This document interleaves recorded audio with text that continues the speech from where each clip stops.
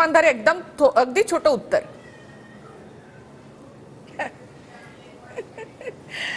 Decentralisation of power and zero interference ही तत्व कदाचित बऱ्याच जणांना कळत नाही, तो त्यांचा प्रॉब्लेम आहे.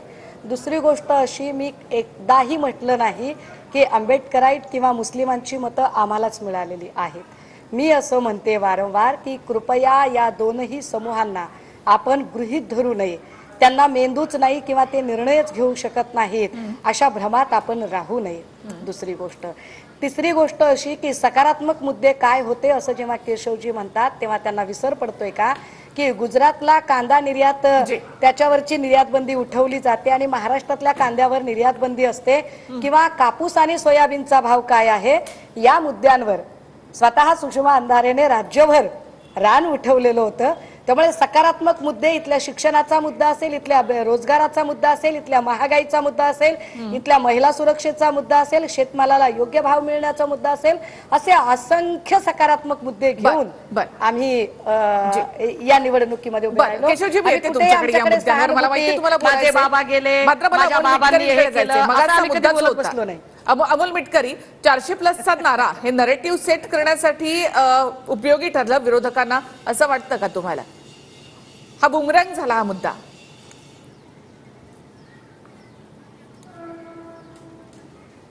हॅलो, बघा नेमका प्रश्न काय? पहिला प्रश्न होता तुमचा दलित आणि मुस्लिम वोटिंग संदर्भामधला, आणि हा दुसरा प्रश्न येतोय. तर नेमका कोण्या प्रश्नावर बोललो पाहिजे? तुम्ही पहिल्या प्रश्नावर बोला, त्यानंतर मी दुसरा प्रश्न परत घेते.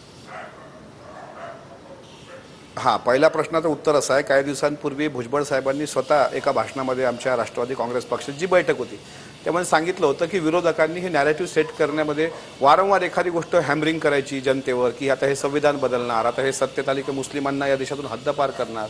महायुतीचं सरकार ज्यावेळेस महाराष्ट्रामध्ये बनलं त्यावेळेस मुख्यमंत्री एकनाथराव शिंदे, उपमुख्यमंत्री देवेंद्रजी आणि अर्थमंत्री आणि उपमुख्यमंत्री अजितदादा यांनी मौलाना अबुल कलाम आझाद आर्थिक विकास महामंडळामध्ये 1000 कोटीची भरीव तरतूद केली.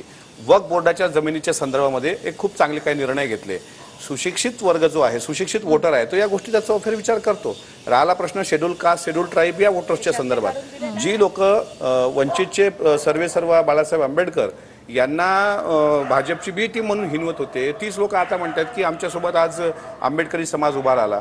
अहो, समाज कुठलाही असो, तो काही दूध खुळा नाही आहे. शेड्यूल ट्राईब आणि शेड्यूल कास्ट या समाजातल्या लोकांनी सुद्धा, की बाबा आज रामदास आठवलेंसारखे नेते आहेत जे केंद्रीय मंत्रिमंडळामध्ये आहेत, त्यांना पण मानणारा एक फार मोठा वर्ग आहे. त्यामुळे जी ही राजकीय अंधश्रद्धा आमच्या विरोधकांना वाटते की मुस्लिम आणि दलित वोटिंग युतीकडे गेलंच नाही, तर तो मला असं वाटते त्यांचा तो कल्पना विलास आहे, तो त्यांचा भ्रमाचा भोपळा आहे. मी विरोधकांचं जाऊ द्या, पण विजय चोरमारे सरांचं मला खरंच आज अप्रूफ वाटतंय की त्यांनी सुद्धा अशा पद्धतीनं या ठिकाणी एक कॅल्क्युलेशन करावं की 100% मुस्लिम समाज हा महाविकास आघाडीला भेटला. आता मी तुम्हाला उदाहरण देतो. शिरूर लोकसभा मतदारसंघामध्ये मी फिरलो, त्याच्यामध्ये खेळ असेल, आळंदी असेल, मंचर असेल, या भागात जो मुस्लिम बहुल समाज आहे, हा समाज धर्मगुरूंनी आदेश काढल्यानंतरचे जे व्हिडिओ फिरले त्याच्यानंतर सुद्धा महायुतीसोबत होता, राष्ट्रवादी काँग्रेस पक्षासोबत त्या ठिकाणी प्रामाणिक राहिला.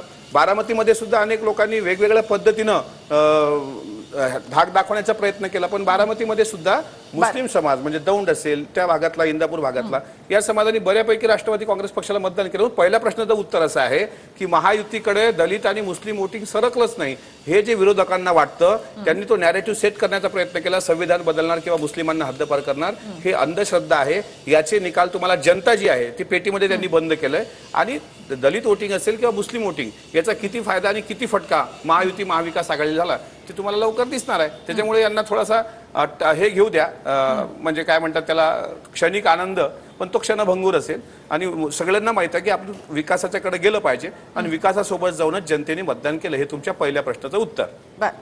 महबूब शेख, असं आहे की ही निवडणूक मुळात लोकांनी बेरोजगारी जे दरवर्षी 2 कोटी युवकांना रोजगार देऊ म्हणले होते त्याच्यावर गेली, शेतकऱ्याच्या मालावर गेली आणि वाढलेल्या महागाईवर गेली. वेदांता फॉक्सकॉनचा प्रकल्प जो महाराष्ट्रात होणार होता, ज्यामधून महाराष्ट्रात 1,58,000 कोटीची गुंतवणूक येणार होती, 2 कोटी युवकांना रोजगार भेटणार होता, तो प्रकल्प उचलला, गुजरातला घेऊन गेले. टाटा इयरबसचा अगदी नागपूरमध्ये मिहानमध्ये होणारा प्रकल्प, तो प्रकल्प उचलला, गुजरातला गेला. सॅफ्रॉनचा प्रकल्प गेला, पाणबुडीचा सिंधुदुर्गचा पर्यटनाचा प्रकल्प गेला, रिझर्व्ह बँकेचं कार्यालय, हिऱ्याचा व्यापार, हे सगळे जे प्रकल्प सातत्यानं वारंवार महाराष्ट्रातून त्या ठिकाणी गुजरातला नेले गेले, युवकांना बेरोजगारीच्या खाईत ढकलण्याचं काम केलं. 10.8% बेरोजगारीचा दर हा झाला हे मी सांगत नाही, नीती आयोगाने अहवालात सांगितलंय. मागच्या 45 वर्षात जेवढी बेरोजगारी झाली नाही तेवढी बेरोजगारी मागच्या 10 वर्षात झाली.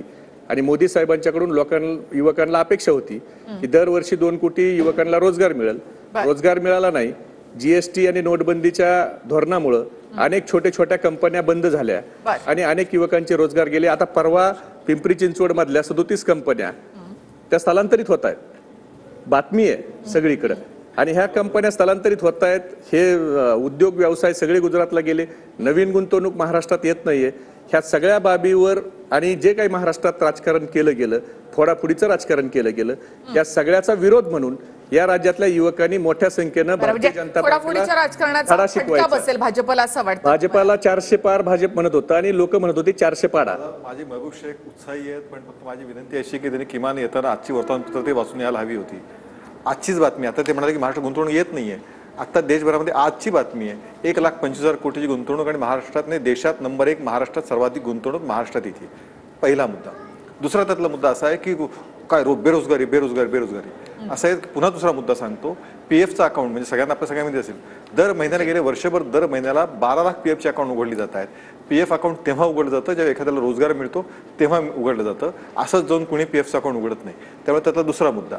तिसरा मुद्दा, महागाई निर्देशांकाचा विषय करायचा तर सांगायला हरकत नाही. आता ते बातम्यात मगाशी सांगितलं बातमी अशी असं ते हिंजेवाडीहून त्यांनी विषय सांगितला, तर त्या बातमीचा आधार घेऊन सांगतो की महागाई निर्देशांक जो 2000 ज्यावेळी ह्याचं सरकार होतं, मनमोहन सिंग पंतप्रधान होते त्यावेळेचा महागाई निर्देशांक आणि आता जगामध्ये अनेक ठिकाणी सुरू असलेली युद्ध, अनेक ठिकाणी असलेली परिस्थिती ती लक्षात घेता आता महागाई निर्देशांक हा सिंगल डिजिटमध्ये हे जी त्यांना माहिती त्यांनी घेतली पाहिजे. माझी विनंती एक मिनिट मी बोललो आपण नका बोलू.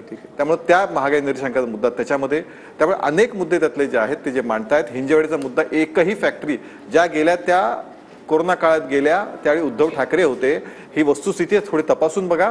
मुख्यमंत्री असताना गेले. राहत्या वेदांतापासून अनेक विषयाचं स्पष्टीकरण झालंय. त्याच गोष्टी म्हणल्यानेच खऱ्या होत नसतात. त्या काळात महाविकास आघाडी सरकारला हे प्रकल्प टिकवता आले नाहीत, ही वस्तुस्थिती आहे. तारीखवार त्याचं स्पष्टीकरण पुढे आलेलं आहे. पण तरी त्या गोष्टी आपण सांगण्याने असं लोकांना आपण खोटं बनवू शकू, लोकांना वेडं करू शकू, अशा भ्रमात राहत असाल तर तशी लोक फसणार नाहीत. एवढंच मला सांगा. उपाध्याय साहेब, लोकांना सगळं माहिती आहे. लोकांनी बघितलंय वेदांता पक्षावर, टाटा एअरबस